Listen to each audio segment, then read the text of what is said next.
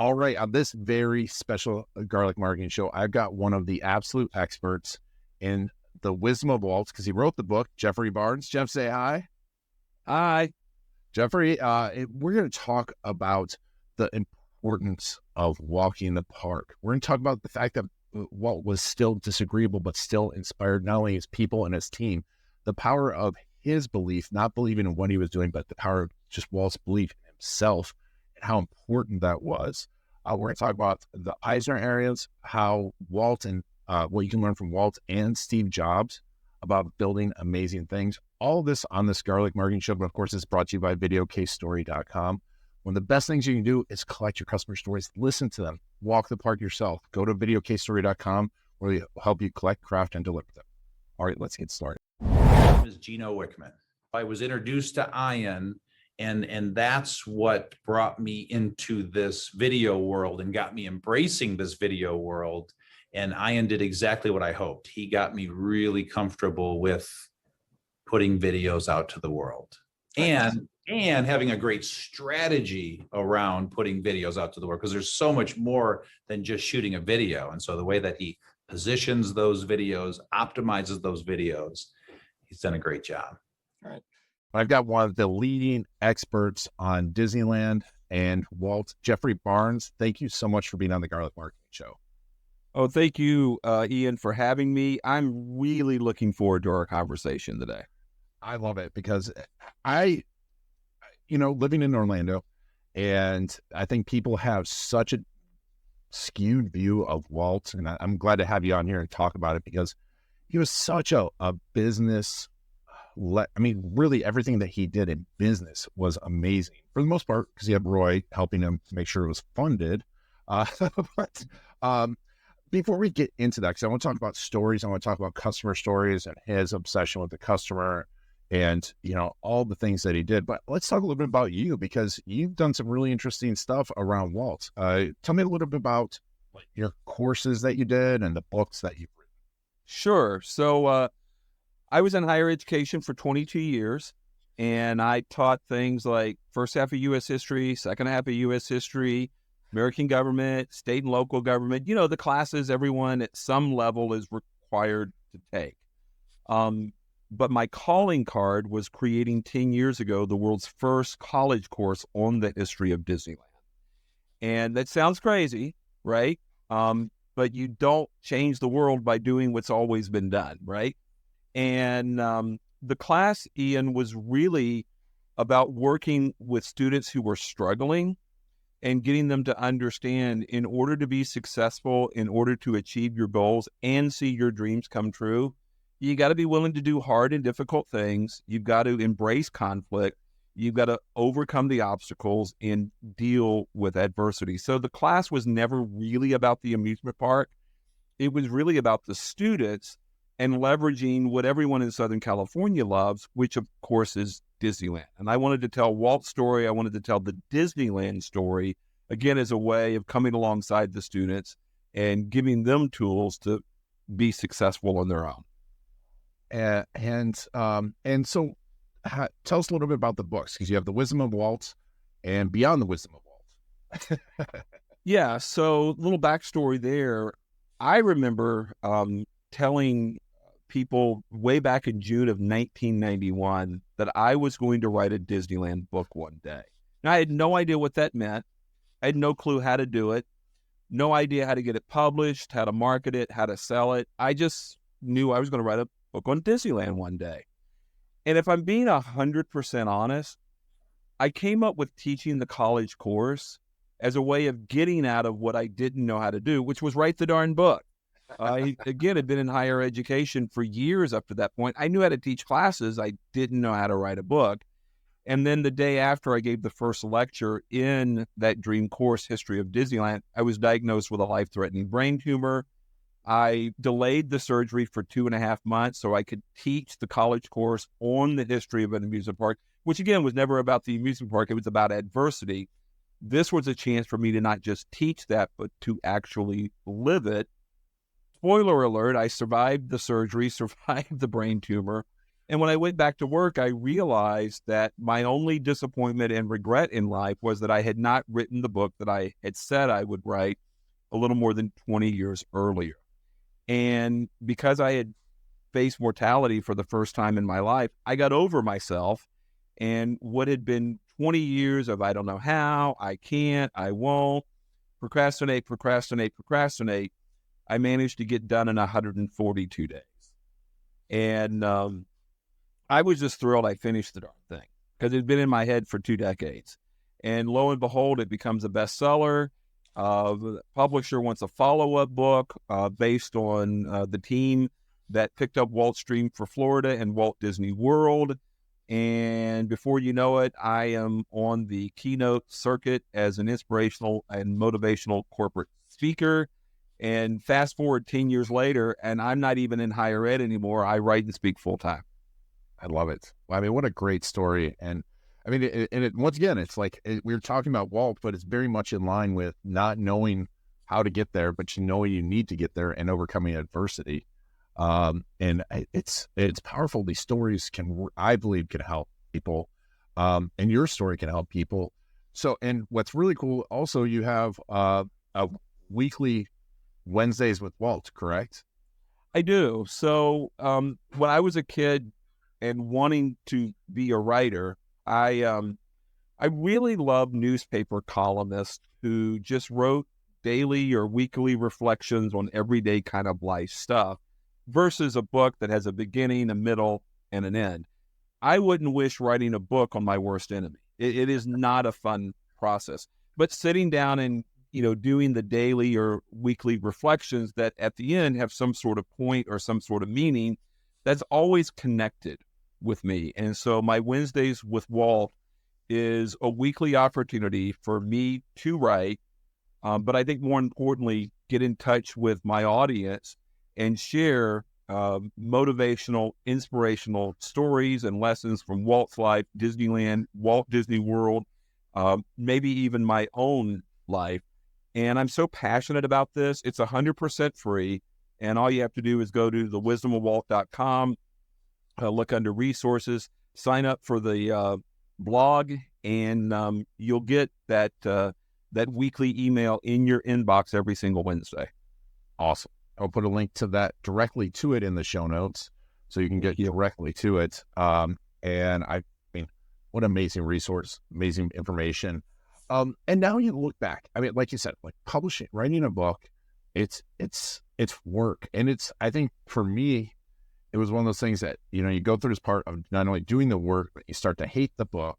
You start to hate everything that you wrote. You're like, oh my God, I don't want to, I'm just ready to quit this. And I mean, it's amazing to get it done in 142 days. You look back on it, obviously, all this wisdom of Walt and Walt's stories. Was there a piece of Walt and a piece of those stories that kept you moving through the book, getting it done? There was. And I think for me, it goes back to Walt going bankrupt 101 years ago. It's amazing to me. 2023 was all about the Disney 100, right? Yep. And the celebration of the company, being around for 10 decades. Well, the story that doesn't get told is it's also the 100th anniversary of Walt going bankrupt with his first studio in Kansas City, the summer of 1923. And rather than giving up, which would have been the safe option, it would have been the easier, more comfortable option, instead of giving up, he boards a train for California. But he boards that train with $40 a single suitcase and a one-way ticket. He was all in. He was going to succeed. He wasn't going back into a past that no longer existed. And for me, once I made a commitment to the course, to the students, and then ultimately to the book, it didn't matter how hard it was. It didn't matter how much I doubted myself. Like Walt, I boarded the train. I was all in, $40 single suitcase, one-way ticket. And so for anyone who's listening today, the number one step you could take right now is to believe. And believe by going all in. What does a $40 single suitcase, one-way ticket kind of commitment look like for you? It's I love that because I feel belief, it's one of those fundamental things for the success piece for the most part. I mean, there's people that obviously luck out and we can find those stories. But, and I was talking about this last week, it's just that level of belief is it's sometimes difficult for people. And it's, like with you with the book, you're writing this book, it's going to be tons of work. You don't know if 10 people are going to buy it, much less someone ask you for another book. And you look back at Walt, I mean, and that's what I love about the perspective, like looking back on perspective with this stuff, animation wasn't a thing. There was definitely no theme parks, but animation wasn't this big thing that everyone wanted, was it? No, absolutely not. When Walt got into the field, it was very rudimentary. It was all gag oriented and not too terribly compelling. And so what made Mickey Mouse so successful wasn't that Walt was doing animation. It wasn't that Mickey was a new and different character from, say, Felix the Cat or even Oswald the Lucky Rabbit, which by that point the Disney Brothers studio was known for. It was really the synchronization with sound. That's what put Steamboat Willie on the map. In fact, we celebrate Steamboat Willie as the first Mickey Mouse cartoon. It was the third Mickey Mouse cartoon. Walt couldn't find a distributor for the first two and doesn't really have any success until he synchronizes Steamboat Willie with sound. And the point of all of that is, innovation and believing and be willing to do something that you haven't done or, quite frankly, anyone else has ever done. But Walt believed in it. And this was a real gift of his. I don't think Walt ever worried about trying to convince anyone else to believe in him and what he was doing. All Walt tried to do was convince you that Walt believed. Interesting. And when you have that level of belief and you're so passionate that your only goal is to convince anybody and everybody else that you believe in it, that's how you get people to follow you wherever it is you might go. It's amazing. Yeah, it's amazing to think about that. And that level of belief it was so important, not just in like getting people to invest, because I also hear from everyone that he was one of the greatest salespeople of all time too. And I think very few people probably think of Walt as a salesperson, but that level of belief in him and himself really probably is what propelled him to be able to do that, right? And so again, he didn't try to get anybody to believe in Steamboat Willie and the synchronization of sound. He didn't try to get anybody to believe in Snow White and the Seven Dwarfs as the first full-length animated feature film. And he didn't try to get anybody to believe in Disneyland. What he did do was to try and convince you that he believed and that nothing was going to dissuade him from his beliefs and his convictions, because he was what? All in, $40 single suitcase, one-way ticket.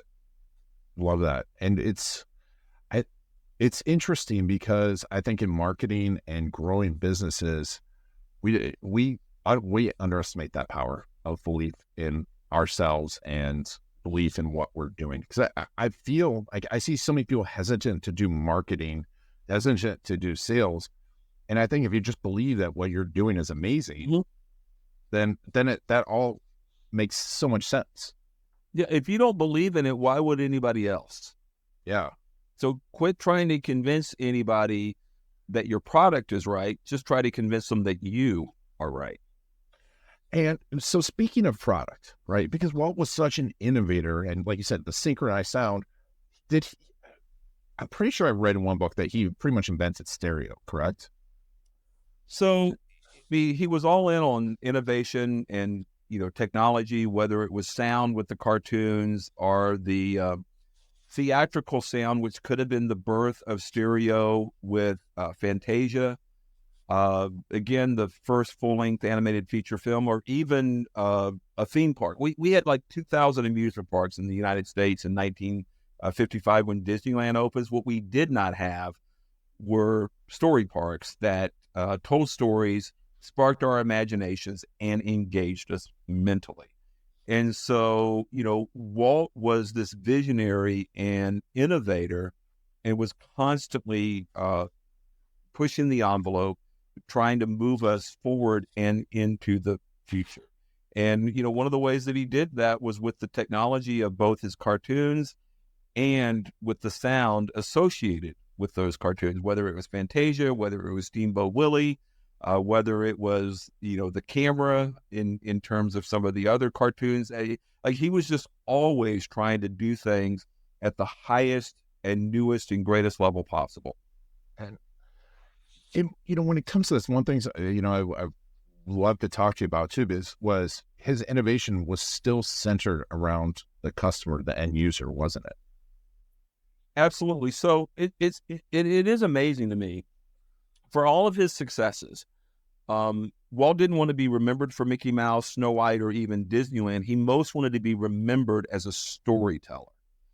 And so Walt used technology to drive a better story. He didn't let technology drive the story, but he wanted to use technology so that he could be a better storyteller. And for Walt, he was obsessed with the experience or story that his customers or his guests were going to have when they went to one of his films or ultimately went to Disneyland. Yeah,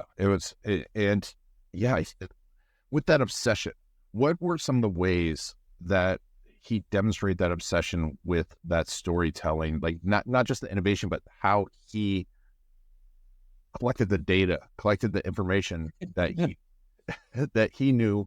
Because obviously he didn't have any of the data we have, but because I know there's so many amazing stories of him, like things like walking the park and things like that. So we could be here a long time telling those stories because, again, he was pretty darn obsessed with it. So first of all, he only ever hired one individual out of the amusement park industry because he wasn't building an amusement park. He knew he was doing something new, something different, and he wanted people who would buy into what Walt believed, not people who assumed they already knew how to run a quote-unquote amusement park, which I think is like really important. And so for Walt, it all started with culture, and he was building something new, something different. He wanted to create the culture rather than buy into a culture that already existed that he knew didn't align with what he wanted, and most importantly, with the experience that he wanted the guests to have. Another story around that, which again isn't necessarily collecting data, but the very first attraction finished for any Disney park anywhere in the world is the old Frontierland stagecoach. It was crafted at the studio in Burbank, then shipped down to Anaheim. And Walt's favorite Imagineer, who he plucked from the studio, he told John Hinch one day, you're going to work on Disneyland and you're going to like it.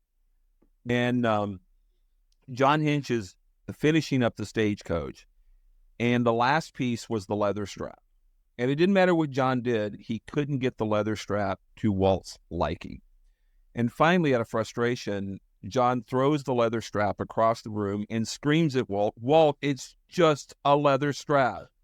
No one's going to notice. No one's going to care. And Walt stopped him and said, John, you're underestimating people. The guests are going to notice. They are going to care. In fact, every time a guest comes to Disneyland, they're going to see something they haven't noticed or seen before. That's what's going to keep them coming back again and again and again. And then a third story, and I say third because I'm counting the walking the park and knowing how many steps it takes to eat a hot dog, which becomes the measurement for how far apart the trash can should be. That's story one. And then, story two is, John Hinch and the leather strap. But I think story three, Walt would go around to the various parks in Los Angeles, if not the nation and the world, and he would stand in line. And he would ask folks, why are you here? Well, how long have you been in this line? Well, what do you find interesting? Well, what's really aggravating and really frustrating about your time here today? Walt was willing to do the work, and he was willing to do it as an everyday, regular paying guest or customer. And over time, he was sort of obsessed with lines at the park. And what I mean by that is he knew that if there was no line, it might signal to the guest that this isn't anything interesting, so don't bother. If there was too much of a line, then, folks wouldn't wait that long and they would bail before they ever bothered to get in. And so they really worked to, sort of create this perfect Goldilocks line situation of just enough guests to make it interesting, but not so many guests that, people wouldn't bother. And so back in the day, and we're talking, A, B, C, D, and E ticket days, which were created to manage the lines and the customer experience and the guest expectations. On any given day, back when Walt was alive, the goal was for a guest to experience 10 attractions during their day at Disneyland. And all of that was about managing the lines and managing the customer experience. Huh. Yeah, that's amazing. It's amazing that like that level of thought to think about. And because, I mean, obviously, if you stand in line, everyone's going to be in the lines too long, right? Yeah. But, and everyone's going to say that. And I know, but now that I think back in it, like recently, this last Christmas, my wife, her company rented out Universal. So we were able to just walk on every attraction. And it's funny you say that because now I was like, kind of got sick of that park after that. You really do. When there aren't people there, it takes away from the experience. It does. I'll use Taylor Swift as an example because we had a chance to see her show in August. Oh, wow. It was absolutely amazing. The best anything I've ever done in my life. I'd go and, spend that money and do it all again tomorrow if I possibly could. The best part about that experience wasn't Taylor, and she was amazing. It was the 80,000 people we were surrounded by. The crowd took that experience to a completely other level. And so I get there is an appeal and an attraction to being able to walk on the rides with no lines. But like you said, that gets old.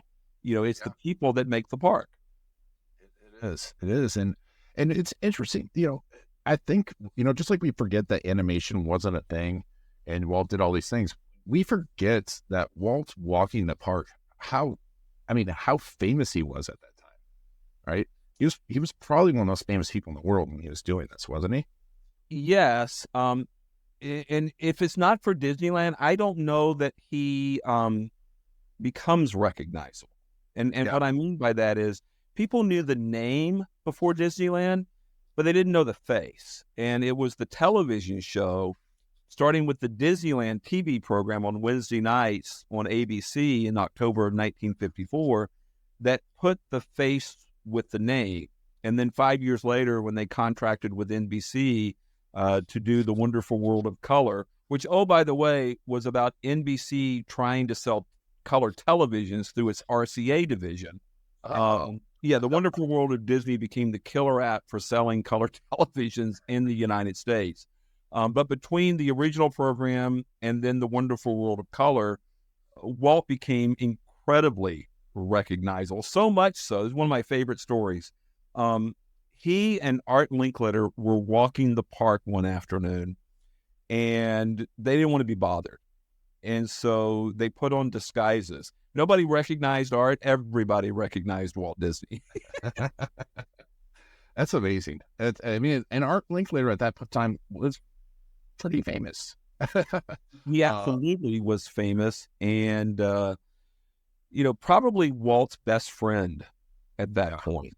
And he ended up doing the opening day broadcast as sort of a favor for Walt, and Walt was completely out of money at that point. So he paid Art the minimum amount possible within the union scale in Hollywood, but in return gave him a lease to the camera shop at the end of Main Street. Well, Art, like everybody else, thought the park would be bankrupt, shuttered, and forgotten in 6 months or less. He thought nothing of the camera shop because to him it wasn't ever really going to be worth anything. And he ended up getting more money from the camera shop than any other business venture he was ever involved in. The other fun fact about Art Linkletter is July 17th, which we celebrate today as Disneyland's birthday, was also Art Linkletter's birthday. Oh, wow. I didn't know that. That's amazing. Most people don't. That's so cool. And, this is one of those things that's just so interesting because I talk to people all the time because we do video case stories and we do customer stories. And I'm like, it's not just about having the video of the person talking. It's about talking to them and listening to them because they have the answer to all your problems. And everyone's like, I don't have time for that. But I mean, at this point, when you're talking Walt walking through Disneyland, being in, he was not only crazy busy, but also he was pretty ill too, wasn't he, at that point? Yeah, toward the end of his life, with having smoked 3 packs of cigarettes a day since he was an ambulance driver at the end of World War I, he was pretty frail. He was pretty sick. And, Disneyland was the toy he never had as a kid. He wanted it his entire life. And he would wake up on a Saturday morning and, go down the fire pole from the apartment on Main Street and right into the park to make sure it was exactly the way he wanted it to be before it opened up for guests. And he would go down there often on Wednesday nights. I mean, he absolutely loved the place. And Bob Gurr would go on to say, Bob Gurr is a Disney legend and, created the Matterhorn and the monorail and the submarine voyage and the Autopia cars and the Main Street vehicles. Bob Gurr would go on to say that Walt knew every blade of grass inside Disneyland. He was obsessed. Yeah. And he was obsessed about and every customer's experience. And I know that was a huge deal to him. And, and it was interesting though, with experiencing talking about Bob Gurr, because when I first, was introduced to you, it was an event with Bob, and it was just amazing, that belief that Walt had in everyone that worked for him too, isn't it? That he was able to lead them so well through that belief. Yeah. So when I've done events with a Bob Gurr or, other Disney legends, Disney Imagineers who were hired by Walt, worked alongside Walt, what's telling to me is I'll ask them, what was it like for you the day that Walt died, which was December 15th, 1966? To a person, and these are grown men in their 70s, 80s, and 90s. You probably saw it the night of the event there in Celebration. Yep. To a person, they are unable to answer. They become incredibly emotional because Walt meant that much to them. And he meant that much to them because he got out of them things that they never imagined that they were possibly capable of. I mean, you think about Bob Gurr. I mean, even I remember that night he talked about, he essentially invented what we know as the tubed roller coaster. Every steel roller coaster in the world started with the Matterhorn and Bob Gurr. Yeah, and he wasn't an engineer by trade, and he wasn't a physicist, right? No, he was a car designer. Yeah, and his response to Walt when Walt said, "Hey, I need you to design this Matterhorn roller coaster," his response to Walt was, "Well, I hate roller coasters. I know nothing about them. And oh, by the way, this is going to require me to employ a form of mathematics, trigonometry, that, was the only class in high school I ever actually failed." And Walt looked at him and said, "Well, Bobby, it's time you learn." Hey. And that's what Walt, you're the best guy on the team to do this job. You don't think you can do it, but I believe you can do it. And so whatever you need to do to get there, it's time you do it. It's time you learned it. I love it. That story is so amazing because I that level of belief, and he never really complimented people, right? No. Walt's highest form of praise was "that'll work." If you got a "that'll work" out of Walt, you were good for another 6 months. I can't imagine these days, people that's the highest compliment they got from their boss would be "that'll work." I know, but he was. It's just amazing to me, that level of influence and that sphere of influence. And coming back to this, it with the customers and with the people, he wasn't doing what necessarily what they wanted. He was doing what they believed that needed to be done, correct? Absolutely. In fact, I just wrote about this in my Wednesdays with Walt blog coming out this week. Walt Disney was disagreeable. Again, we think of him as this lovable, affable, get along with everybody. Gee, I wish he were my uncle sort of guy, which is absolutely who he portrayed himself to be on the weekly television programs. But the truth of the matter is, Walt saw the world one way. Everybody else saw it completely differently. Walt saw the world one way, and he was going to create that way, that reality, no matter what. And if you disagreed with him, oh well, he was on that path regardless. His wife Lily said, "I've never seen Walt beaten at anything." And then another favorite story of mine is when he was designing Disneyland, he set Imagineers, they were employees of WED at the time. WED was the precursor to Imagineering. He sent employees of WED to an amusement park convention in Chicago. And they met with the so-called experts in the industry and showed them Walt's designs for Disneyland. And to a person, the experts absolutely hated it. And they were like, what's the old man thinking? This is never going to work. And they get back to California and they're sort of like afraid to give Walt the bad news, but they, fill him in on the report from Chicago, and Walt's absolutely thrilled. Because if the experts in the amusement park industry liked what he was doing, then he was simply doing what had already been done. I think that's such an important, I want to unpack that a little bit for anyone out there doing marketing, building a business, because I see this all the time too, is they're looking at everyone else's marketing, they're looking at everyone else's business, and they're afraid to do exactly what you just talked about. Be more disagreeable. Yeah. Be disagreeable like Disney. Nobody was synchronizing sound to cartoons. Nobody was doing full-length animated feature films. Nobody was creating parks that told stories, and nobody believed in any three of those projects. Walt did it anyway. And it was still all about the end user, but it wasn't what the end user told him they wanted, is what he watched what they wanted, right? Correct. Absolutely. I think it was Henry Ford who said, if I had asked the customer what they wanted, they would have said a faster horse. Yep. Right?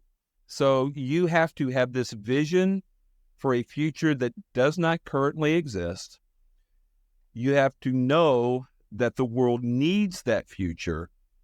You have to believe in it before and more than anyone else. And you have to do it regardless of whether anybody agrees, or because that's not the goal.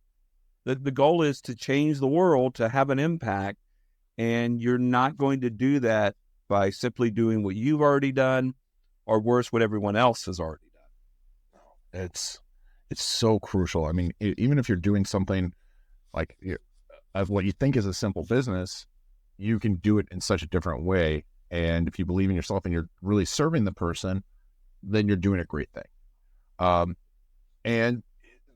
This brings us, because we were talking before we started recording about Steve Jobs and the similarity between, Steve Jobs' disagreeableness and Walt's, and their vision for the future.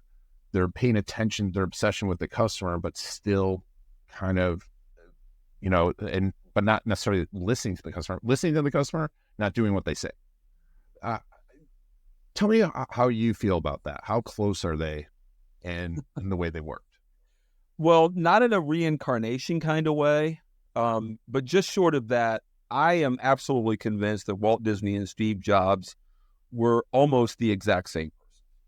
And what I mean by that is, like you said, the obsession with quality, the obsession with the end user experience, the ability to see a future that does not currently exist, the ability to be resilient, to fail, and to come back regardless. Walt was bankrupt at age 21 with his first studio, and that propelled him into a better future, forces him to move to California, partner with his brother, and create the Disney Brothers studio that today is the world's largest entertainment company. Steve Jobs gets fired from the very company that he founded, Apple, in the mid-1980s, and then has probably the greatest comeback in corporate history when he returns in the late 90s and completely turns Apple around, which was about 30 to 90 days away from bankruptcy at that point. And so for me, the major differences are Walt was born and grew up in the Midwest, which gives him a softer persona. Steve Jobs grows up on the West Coast in California in 1955 versus 1901. But short of those differences, they're almost the exact same personality. And what a lot of people don't realize is when Steve Jobs died in October of 2011, guess who held the most amount of Disney stock? Oh, wow. I didn't know that. Steve Jobs. Wow. That's interesting.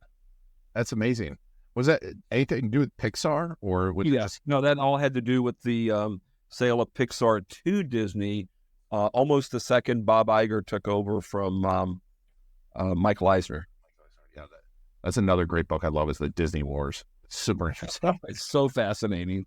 It's so fascinating. I mean, it has nothing to do with Walt, but I mean, I'm surprised that's not a series because it's just so intense. Yeah. But it does have to do with Walt in the sense that the company was stuck in this malaise of what would Walt do? Yes. And the last thing Walt would have done would have been to ask that question because he didn't want to repeat himself. He hated sequels. He wanted to innovate and keep moving forward into a future or what he called a great, big, beautiful tomorrow. That ushers in the Eisner era. And Eisner saw himself as sort of a Walt Disney reincarnate. And much of what we think of in terms of Disney today and its current success rest at the feet of Michael Eisner. I don't think he's gotten nearly enough credit. And the reason for that is, despite how awesome the first 10 years were, the last 10 years, not so much. And that's because of the death of Frank Wells in a helicopter crash, Easter of 1994. Michael Eisner lost his Roy. And how successful would Walt have been if he had lost his Roy? Yeah. So again, there are ties to Walt in that story because again, the company was obsessed wrongly with asking what would Walt do, and then Eisner saw himself as sort of a Walt reincarnate, and he had that partnership with Frank Wells, just like Walt had that partnership with Roy. Yeah, it's an interesting just case study and everything that happened, and once again reinventing, what we know today as the Disney cartoons and the Disney movies, which was, obviously he brought together and also just making Disney into a destination of real estate. I mean, because the hotels weren't there, right? No. So one of my favorite quotes from Frank Wells, the only place Disney was making money in the 80s were out of the theme parks. The studio was just in horrific shape. And they recognized early on that the parks were successful because they were telling stories that came out of the studio. And so we have got to get the studio back on its feet, or ultimately the stories in the parks will dry up. And if that happens, the parks themselves will dry up. And so that's where you see the investment and innovation in things like Little Mermaid, Beauty and the Beast, Aladdin, Lion King. But then secondly, the only two resorts or hotels at Walt Disney World were the original resorts and hotel that opened in October of 1971, the Contemporary and the Polynesian. Their occupancy rate was 100%. 100%, 365 days a year. And they're sitting on 27,440 acres. And Frank Wells is like, build more hotels. Especially after the opening of Epcot in 1982. Yeah. And he was like, you're sitting on all this land, use it. And the quote is, an asset isn't an asset unless you're actually using it. I love that. Yes. No, yeah, I think about that. So true. And, bringing this all together, you've got, if someone signs up for the Wednesdays with Walt, they also get your leadership lessons, correct? Right. And, bringing this all together, I think, some people might look at Walt and go, hey, there's no chance I'm going to be Walt Disney. I don't want to be Walt Disney. I just want to run my company. I just want to sit off to the side. What do you say to those people? You don't have to be like Walt Disney. You don't have to be like Michael Eisner. You don't have to be like Bob Iger. You don't have to be like Bob Chapek. Nobody wants to be Bob Chapek, right? You need to be the best version of you. And that starts with realizing what your beliefs are, your convictions, your vision, going all in on that belief, and then making sure that who you are, what you do, and what you say connects with other people and makes their life and their world better. So, for example, Walt built Disneyland because he always wanted one. Again, it was the toy he never had as a kid. And yet here we are decades after his death in December of 1966, and we can't go to a Disney park fast enough or often enough, because what Walt wanted was also what the world needed. And you've got to believe that who you are and what you bring to the table, what you offer into the marketplace, might not change the world, but it can at least change your world. And you're only going to know if you actually get started. I love that. It's so true. I think that part about vision is so important too. I know so few, so many entrepreneurs I talk to, I'm like, well, what's your vision for this? And they just aren't clear on it. Walt's vision was pretty clear, wasn't it? Oh, absolutely. He wanted to be the world's greatest storyteller. And he didn't care if he told those stories through short cartoons, full-length animated feature films, live action, or via the outdoor entertainment medium of an amusement park. He wanted to connect with people vis-a-vis story. And oh, by the way, and I think this is a really important piece, great stories don't require the happily ever after ending that too many of us are chasing. Great story requires conflict, adversity, difficulties, obstacles. And for so many folks, we want to live the great story, want to experience the great story. But when it comes to conflict, difficulties, obstacles, and adversity, we run as far away as possible.